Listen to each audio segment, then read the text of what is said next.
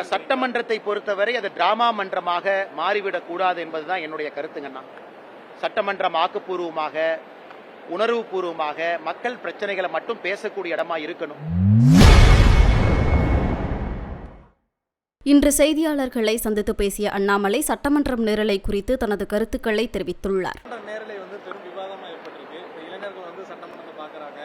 ஆனா எதிர்கட்சி பாத்தீங்கன்னா அதை ரீட்ஸா கன்வெர்ட் பண்ணிடுறாங்க. அவங்க ஒரு பதட்டத்துல பேசுற மாதிரி இருக்கு.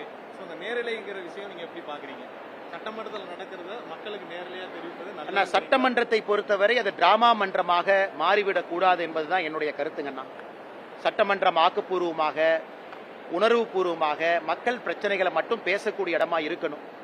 ஆனா இன்னைக்கு நாம் பார்க்கும் பொழுது ஏதோ பழைய பஞ்சாயத்துல சட்டமன்றத்தில் தீர்த்து கொள்வதாகத்தான் நான் பார்க்கிறேன். அரசியலுக்கு வருவதற்கு முன்பு இருந்த பஞ்சாயத்தும் சட்டமன்றத்தில் தீர்க்கப்படுகிறது. சட்டமன்றத்தில் சில மெம்பர்ஸ்க்கு இருக்கிற பஞ்சாயத்தும் அங்க தீர்க்கப்படுகிறது. அதனால் நான் ஏற்கனவே சொன்னது போல ஆளும் கட்சியின் சார்பாக இருக்கக்கூடிய எம்எல்ஏக்கள் புதியவர்கள். இன்னும் அவங்களுக்கு நிறைய செஷன் வேணும். அவங்களும் வேகமா இம்ப்ரூவ் ஆயிட்டு இருக்கிறாங்க. எதிர்கட்சியிலையும் புதியவர்கள் இருக்கிறாங்க. அதனால இன்னைக்கு சட்டமன்றம் ஒரு டிராமா மன்றமாக மாறிவிடுமோ என்கின்ற ஐயம் தமிழக மக்களுக்கு ஒரு கேள்வியாக எழுந்திருப்பதை பல இடத்துல நான் தனிப்பட்ட முறையில் பார்க்கிறேன். நன்றி. செய்திகளை உள்ளது உள்ளபடி தெரிந்து கொள்ள ரெஃப்ளெக்ட் நியூஸை சப்ஸ்கிரைப் பண்ணுங்க.